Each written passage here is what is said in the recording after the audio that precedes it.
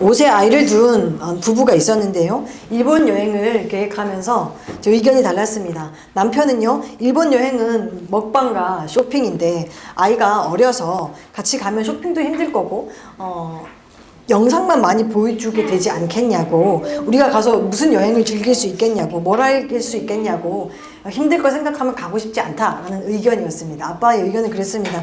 근데 엄마의 의견은 달랐습니다. 그 엄마의 의견은 아기가 어려서 포기해야 할 건 많지만 일본까지 가서 놀이터에서 놀아주고 모래놀이 해야겠지만 맛집도 못 가고 쇼핑도 제대로 못 하겠지만 그러면 뭐 어떤가, 아이가 더 크기 전, 그리고 자신이 더 늙기 전에 지금 아니면 못한다는 것을 알기 때문에 인생에서 5살 내 아이와 함께 할 수 있는 여행은 지금뿐이라고, 여행을 계획하자고 라고 말했습니다. 그래서 육아 현장에서 너무나 공감할 수 있는 말인 것 같습니다. 이것은 비단 육아 현장에서뿐 아니라 인생의 많은 순간에서 볼 수 있는 반응들인 것 같습니다. 누군가는 힘들다고, 어렵다고, 미루자고, 포기하자고 말하기도 하고요. 또 누군가는 힘들더라도 가치 있는 시간이고 소중한 시간이고 지금 아니면 못한다고, 해보자고, 시도해보자라고 말합니다. 신앙생활에서도 많은 순간들에 이 같은 반응들이 있습니다. 사도 바울은요, 후자의 선택으로 인생을 꽉꽉 채운 사람이라고 할 수 있습니다. 오늘 본문인 그의 에베소 방문에서도 그 모습이 너무나도 잘 드러납니다. 사실 에베소라는 도시는요, 육아 현장에서, 육아 전선에서 남편의 반응과 같은 반응을 하기가 쉬운 도시였습니다. 그곳은 어차피 힘들 거라고, 그곳에 가서 내가 할 일은 별로 없을 거라고, 거기 가서 내가 뭘 할 수 있겠냐고 라고 포기하기 쉬운 도시였습니다. 왜냐면요, 에베소는요 굉장히 거대한 우상 도시였습니다. 일단 에베소는 소아시아의 수도였거든요. 그래서 해로나 육로로나 교통의 요지였습니다. 잘 알겠지만 교통의 요지라면 상업이 발달하고 풍요로웠겠지요. 또 많은 사람들이 오가기 때문에 많은 문화가 섞이고 자연스럽게 또 이제 우상들이 많았겠죠. 그런데 우상들이 많았지만 이 에베소는 더 특별한 우상의 도시였습니다. 왜냐면요, 그 에베소를 지켜준다고 여겨지던 그 수호신은 아데미거든요. 이게 이제 여자 신인데요, 풍요와 다산을 주관한다라고 하는데, 사진을 보면 이제 가슴이 엄청 많은 그런 신이에요. 다산의 신입니다. 근데 이 신은 어떤 신이냐면요, 소아시아의 모든 여신의 어머니 신이에요. 그만큼 우상 숭배가 거대했다라는 것을 알 수 있죠. 또 아데미 신을 숭배하던 아르테미스 신전이 있는데요, 그 신전은 굉장히 어마어마합니다. 세계의 7대 불가사의 중 하나로 여겨질 만큼 굉장히 컸는데, 건축 기간만 그 당시 220년 동안 그것을 건축했고 기둥만 100개가 넘는 어마한 신전이에요. 성전이 아니라 신전이었습니다. 너무 아쉽게도. 근데 그 신전을 구경하려고 다른 나라에서 오기도 하는 그런 신전이었습니다. 굉장한 이교적 우상 숭배가 범람하던 곳이었고요. 특별히 이 도시는요, 악한 영의 힘을 빌려서 마술을 하던 마술사가 굉장히 많았던 도시였습니다. 한마디로 말해서 거대한 우상 도시지요. 복음에 대해서도 유독 더 격렬하게 저항하던, 거부하던 도시였습니다. 내가 뭘 할 수 있겠냐고 말하기 쉬운 도시였겠지요. 뿐만 아니라 에베소에는 바울이 가기 전에 굉장히 훌륭한 지도자가 있었습니다. 아볼로라는 성경에 능통한 지도자가 다녀갔어요. 그러니까 바울이 말하기 더 쉬웠겠죠. 내가 뭘 할 수 있겠냐고, 내가 거기 가서 뭘 할 수 있겠냐고 말하기 쉬운 도시였습니다. 그런데 바울은 세속의 중심인 이곳은 복음이 전하기 어렵다고, 이미 훌륭한 아볼로도 다녀갔지 않냐고, 그가 할 만큼 했겠지 않냐고, 그 사람이 할 만큼 해도 우상이 무너지지 않았다면 내가 가서 뭘 할 수 있겠냐고, 나는 늙었으니까 조금 더 수월한 데 가서 하는 것이 좀 더 낫지 않겠냐고 라고 말할 수 있었겠지만, 바울은 정반대로 생각했습니다. 세속의 중심인 이곳, 복음을 전하기 가장 어려운 이곳의 복음으로 뒤집힌다면 큰일이 일어나지 않겠냐고, 이 도시가 시대를 바꾸지 않겠냐고, 이 도시는 오히려 기회라고 생각했습니다. 이런 소망을 가지고, 그런 꿈을 가지고, 이런 믿음을 가지고 바울은 에베소로 들어갔습니다. 그래서 에베소로 들어간 첫 장면이 오늘 본문의 1절인데요 1절 말씀 함께 읽기를 원합니다. 1절에서 3절까지인데요, 읽겠습니다. 아볼로가 고린도에 있을 때에 에베소에 와서 어떤 부자들을 만나 이르되 너희가 믿을 때에 성령을 받았느냐 이르되 아니라 우리는 성령의 계시도 듣지 못하였노라. 바울이 이르되 그러면 너희가 무슨 세례를 받았느냐 대답하되 요한의 세례니라. 아멘. 바울이 에베소에 가서 처음 만난 사람들은 어떤 사람들입니까? 어떤 제자들입니다. 어떤 제자들이라는 호칭은요, 지금 뭐 기독교인이라고 말할 정도였거든요. 그러니까 즉 예수님에 대해서 너무 많이 들어봤는 사람들이다라는 것이죠. 예수님에 대해서 들었는데, 그런데 성령은 전혀 들어본 적이 없어 라고 표현하고 있는 것이죠. 굉장히 모순이지 않습니까? 예수님에 대해서는 많이 들었는데 난 제자인데 성령은 뭔지도 들어본 적이 없다. 모순적이지요. 왜 이런 모순이 일어났을까요? 그들에게 바울보다 먼저 예수님을 알려준 아볼로라는 그 스승, 그 지도자를 한번 주목해 보면 알 수 있습니다. 그는 어땠냐면요, 당시 당대 최고의 성경학자라고도 해도 과언이 아닐 정도의 사람이었습니다. 잘 알고 언변도 좋아서 잘 가르치던 자였어요. 성경 말씀 한번 보겠습니다. 18장 24에서 25절 읽기를 원합니다. 읽겠습니다. 알렉산드리아에서 난 아볼로라는 유대인이 에베소에 이르니 이 사람은 언변이 좋고 성경에 능통한 자라. 그가 일찍 주의 도를 배워 열심으로 예수에 관한 것을 자세히 말하며 가르치나 요한의 세례만 알 따름이라. 아멘. 아볼로는 성경에 능통했고 그 알을 탁월하게 전해줄 수 있을 만큼 언변도 좋았습니다. 열심도 있었지요. 그래서 예수에 관해서 아주 자세하게 알려주던 자였습니다. 그가 아는 것이 얼마나 자세하고 얼마나 탁월하게 알려줬지만서도 그는 너무나도 아쉽게도 요한의 세례밖에 알지 못했습니다. 그 이후에 아볼로는 이제 요한의 세례 이상의 것을 알게 됐거든요. 뭐 성령의 세례와 그런 예수님에 대해서 제대로 알게 되었는데요. 알고 난 후에 얘는 고린도로 가버렸습니다. 남겨진 에베소 사람들은 요한의 세례밖에 들어본 적이 없었겠지요. 그렇기에 예수님의 에베소에서 제자들은 성경을 열심히 배웠던 제자들이지만서도 예수님의 제대로 알지 못했습니다. 본문 2절은 다른 번역본에는 이렇게 기록하거든요. 아까 바울이 너희 성령을 믿었느냐라고는 그 부분인데요. 다른 번역은 어떻게 번역하냐면 이렇게 번역합니다. 여러분이 믿을 때 성령을 받았습니까? 여러분은 하나님을 머리에만 모셨습니까? 아니면 마음에도 모셨습니까? 그분이 여러분 안에 들어오셨습니까? 라고 질문했습니다.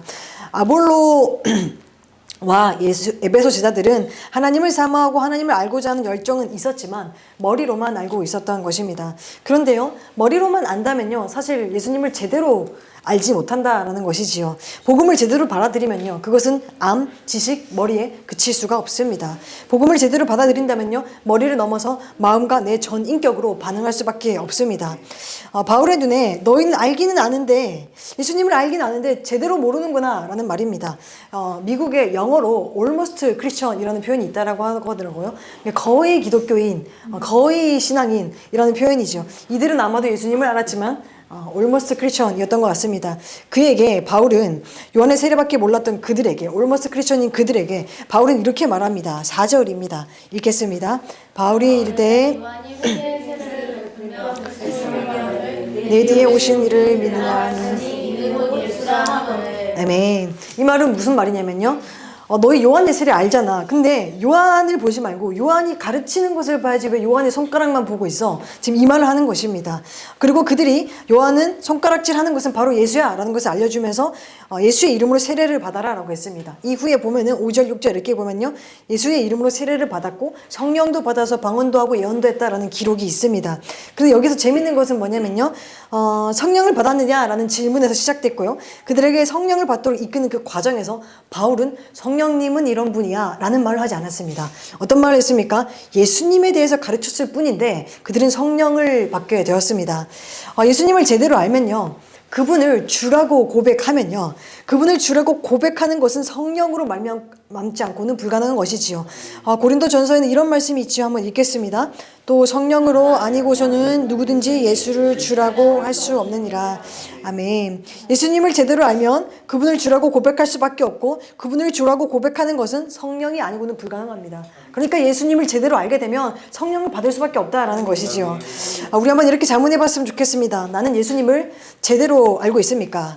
나는 아볼로식으로 예수님을 믿고 있습니까? 바울처럼 예수님을 믿고 있습니까? 지식으로 믿고 있습니까? 전 인격으로 믿고 있습니까? 그분은 내 인생의 방문자이신가요? 내 인생의 주인이신가요? 그분을 전인격으로 믿고 따르며 예수를 나의 주라고 고백하면, 그렇게 성령을 모신 삶을 살아가면 어떻게 될까요? 성령이 임하면 권능을 받고 힘 있는 삶을 살아가게 됩니다. 예수를 제대로 믿으면, 성령님을 내 마음에 모시면 성령의 권능으로 바울처럼 힘 있게 살아갈 수가 있게 됩니다. 우리 모두 예수를 제대로 믿어서 힘 있는 삶을 살아갈 수 있기를 소원합니다. 계속해서 말씀 상고할 텐데 우리는 조금 전에 성령의 역사에 대해서 묵상해 봤습니다. 근데 성령의 역사와 균형을 이루어야 되는 부분에 대해서 상고해 보려고 합니다. 우리는 살다가 보면요, 각 분야에서 이름을 날리고 업적을 남길 사람들을, 뛰어난 지도자들을 보게 되지요. 근데 그들의 공통점은 무엇일까요? 바로 균형이라고 합니다. 찰스 가필드 박사는 각 분야에서 뛰어난 지도자들에 대한 획기적인 연구를 했거든요. 근데 그들의 공통 분모를 발견했다고 합니다. 그중 하나는 뭐냐면 많은 사람들은 그 사람들은 일에 미쳐 있을 거다라고 생각하거든요. 그런데 일반적인 추측과는 달리 균형 잡힌 삶을 살아가는 사람들이었다라고 합니다. 어떤 것이냐면 예를 들어서 건축 분야에서 이름을 날린 사람이 하루 종일 건축 도면만 보고 있지 않다라는 것이죠. 뭐 운동을 하면서 산을 거닐기도 하고요. 문화생활도 하고 다른 분야의 책도 보고 맛있는 음식도 먹고 지인과 대화도 하고 아이들과 놀이터에서 노는 그런 균형 잡힌 삶을 살더라는 겁니다. 균형 잡힌 삶 속에서 그는 시선이 넓어지고 시야가 넓어지고 그 가운데 영감을 받기도 해서 그래서 건축 분야에 더 뛰어난 이름을 내는 것이지요. A라는 일을 두드러지게 잘하는 사람은요, 하루 종일 A만 하는 것이 아니라 균형 잡힌 삶을 살아가는 게 그들의 성공의 비결 중 하나였다라고 합니다. 우리의 삶이 균형을 이룰 때 모든 것이 조화롭고 건강하게 살아갈 수 있듯이 신앙생활에도 균형이 이루어질 때 건강한 신앙인이 될 수가 있습니다. 신앙생활에 균형이 필요한데 참 많은 균형들이 있겠지만 오늘은 앞서 나눈 성령과 균형을 이루어야 되는 것에 대해서 묵상해 보려고 합니다. 에베소 사람들은요, 성령을 받은 후에 무엇을 했는가를 보면요, 그 균형을 알 수가 있습니다.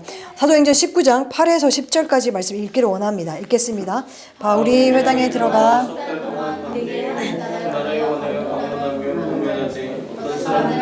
마음이 굳어 순종하지 않고 우리 앞에서 이들을 비방하거늘 바울이 그들을 떠나 제자들을 따로 세우고 그러나 서원에서 날마다 방문하니라. 두 해 동안 같이 하니 아시아에 사는 유대인이나 헬라인이나 바울의 말씀을 듣더라. 아멘. 그들은 성령을 받았고요. 그 이후에 뭘 했냐면 말씀 앞에 나아갔습니다. 바울은 여러 전도 여행 중에 에베소에서 가장 오래 머물렀습니다. 근데 가장 오래 머물면서 바울이 했던 사역은 무엇이었는가? 말씀 사역이었습니다. 그리고 성령을 받은 에베소 사람들은 두란노 서원에 모여서 날마다 하나님 말씀 앞에 나왔습니다. 두란노 서원이라는 곳은 어떤 곳일까요? 우리는 흔히 출판사로 익숙하긴 하죠. 근데 두란노 서원은 두란노라는 사람의 서원이었습니다. 그래서 두란노라는 사람이 그 서원에 주인, 건물주 같은 사람이었을 수도 있고, 아니면 그 사람의 이름이 내걸린 학원, 예를 들어서 정철 어학원, 이런 거였을 수도 있다라고 추측합니다. 둘 중에 어떤 건지는 모르겠지만, 어쨌든 간에 그 서원은 운영되고 있었다라는 것을 알 수가 있습니다. 그러면요, 어떻게 그곳에서 말씀을 강론할 수 있었을까요? 그 학원이 지금 수업을 하고 있는데, 어떻게 그곳에서 말씀을 강론할 수 있었을까요?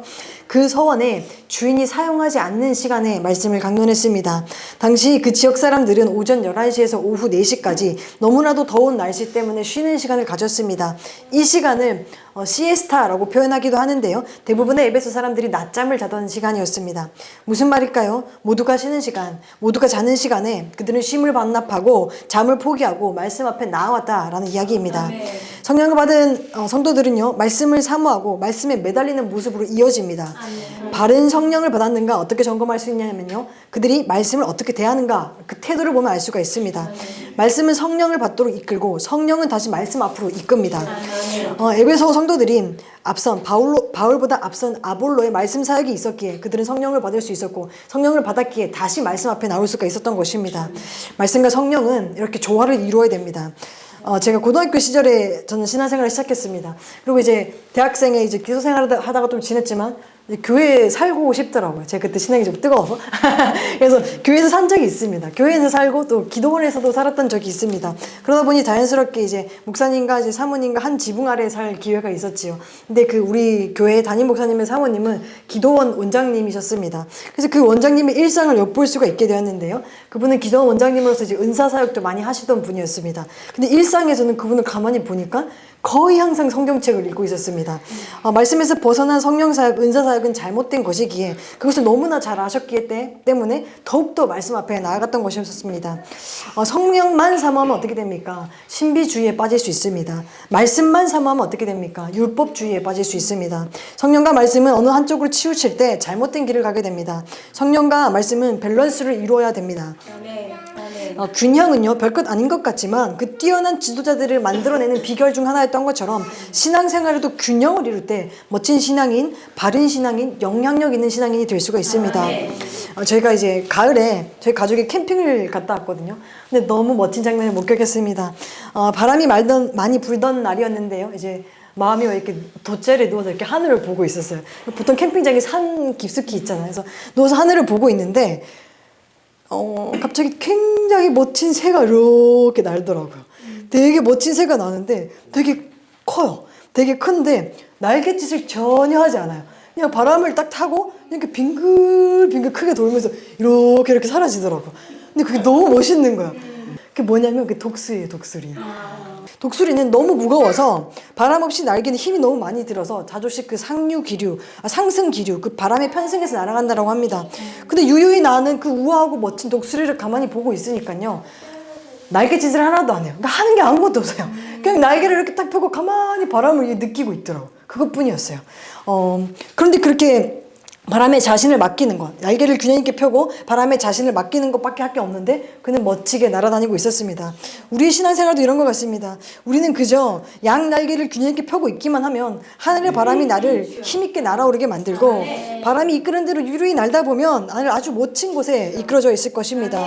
에베소 성도들이 말씀과 성령의 날개를 균형 있게 펴고 있을 때 그 도시에 새 바람이 불어서 그 도시에 아주 멋진 일이, 놀라운 일이 일어났습니다. 어떤 일이 일어나는가 한번 보겠습니다. 먼저 개인의 삶에 놀라운 일이 일어났습니다. 사도행전 19장 11에서 12절까지의 말씀입니다. 읽겠습니다. 하나님이 바울의 손으로 놀라운 능력을 행하게 하시니 심지어 사람들이 바울의 몸에서 손수건이나 앞치마를 가져다가 병든 아멘. 하나님이 바울의 손을 통해서 능력을 행하셨는데요. 심지어 그의 손수건, 그 앞치마를 통해서 놀라운 일을 하셨습니다. 그런데 여기서 손수건, 앞치마 공통점이 무엇일까요? 네, 손수건, 앞치마 맞습니다. 손 맞습니다. 네. 내 땀이 묻어 있는 것, 내 수고가 담겨 있는 것입니다. 바울은 사도이기도 했지만 텐트 메이커였죠. 천막을 만드는 사람이었습니다. 그렇다 보니까 그는 앞치마 같은 작업복을 입고 손으로 천막을 지으며 손수건으로 땀을 닦으며 일을 했습니다. 하나님은 그의 일상의 것들을 사용하셔서 하나님의 놀라운 일을 행하셨습니다. 그저 손수건, 그저 앞치마가 되게 하는 것이 아니라 그의 수고와 눈물이 있는 그것을 병 고치는 도구로, 악기를 떠나보내는 도구로 사용하셨습니다. 특별한 것에서 특별한 일이 일어난 것이 아니라 일상의 것을 사용하셔서 특별한 일을 행하셨습니다. 말씀과 성령으로 충만한 일상을 살다 보면 어느 날 아주 멋진 하나님의 일들을 내 삶에서 목도하게 될 것입니다. 뿐만 아니라 말씀과 성령으로 충만했던 에베소는 개인을 넘어서 사회 전체에 아주 놀라운 일들이 일어났습니다. 에베소서 19장 17에서 19절까지 말씀 한번 보겠습니다. 읽겠습니다. 에베소에 사는 유대인과 다 일을 하고 주의 이름을 높이고 믿는 사람이 많이어서 자복하여 행한 일을 알리며 또 세상에도 많은 사람이 그 책을 모아가지고 와서 모든 사람 앞에서 불사하니 그 책값을 계산한즉 온 5만이나 되더라. 아멘. 많은 사람들이 남들을 다 알도록 공개적으로 지금 자복하고 예수를 높이고 있습니다. 뿐만 아니라 마술을 행하던 많은 사람들이 그 책을 가지고 와서 모든 사람 앞에서 불살랐습니다. 근데 그때 마술은요, 지금은 조금 사실 마술은 눈속임이잖아요. 근데 여기서 말하는 마술은 그런 눈속임이 아니라 악한 영이 힘을 빌려서 의식하고 주문을 외우는 그런 것들이었습니다. 근데 그것을, 그 마술책을 가지고 와서 공개적으로 다 불태워버린다. 그것은 무의미하다라는 것을 공식적으로 인정하는 것이죠. 그 값어치는 은 5만이라고 기록하는데요. 당시는 그 고대는 책 자체가 귀했습니다. 특별히 마술책은 굉장히 비쌌어요. 여기서 지금 은 5만이라는 것은요, 우리가 오늘날 하루 일당이 10만 원이라고 쳤을 때 그 가치는 50억 원이었습니다. 그러니까 50억 원을 가지고 와서 다 불태워버린 것입니다. 네, 사회 전체가 변하고 있습니다. 그 거대한 우상 도시가 지금 흔들리고 있습니다. 악한 세력이 점점 소멸되고 있고요. 주의 말씀이 점점 세력을 얻고 있습니다. 아멘. 말씀 보겠습니다. 사도행전 19장 20절입니다. 읽겠습니다. 이와 같이 주의 말씀이 힘이 있어 흥왕하여 세력을 얻으니라. 아멘. 악한 세력이 흥왕하던 그 도시가 말씀이 흥왕해서 세력을 얻어가고 있습니다. 에베소서 말씀은 이렇게 기록합니다. 성령의 검, 곧 하나님의 말씀을 가지라. 하나님의 말씀은 성령의 검입니다. 말씀이 흥왕하니 그 검이 그 도시 악한 영들의 악한 문화를 뿌리째 흔들어 버리고 있는 것입니다. 주의 말씀이 힘이 있어서 흥왕하여 세력을 얻었습니다. 그 거대한 우상 도시에 하나님의 나라가 임하고 있습니다. 말씀과 성령이 충만하니 놀라운 일들이 일어나고 있지요. 이 놀라운 역사는 개인을 넘어서 에베소 전체로 뻗어나갔습니다. 그리고 거기서 그치는 것이 아니라 나아가서 아시아 전체로 뻗어나갔습니다. 사도행전 19장 10절 말씀 한번 보겠습니다. 읽겠습니다. 2해 동안 이같이 하나 아시아에 사는 자는 유대인이나 헬라인이나 다 주의 말씀을 듣더라. 아멘. 그가 두란노 서원에서 말씀을 가르쳤을 때 아시아 사람들이 많이 찾아왔습니다.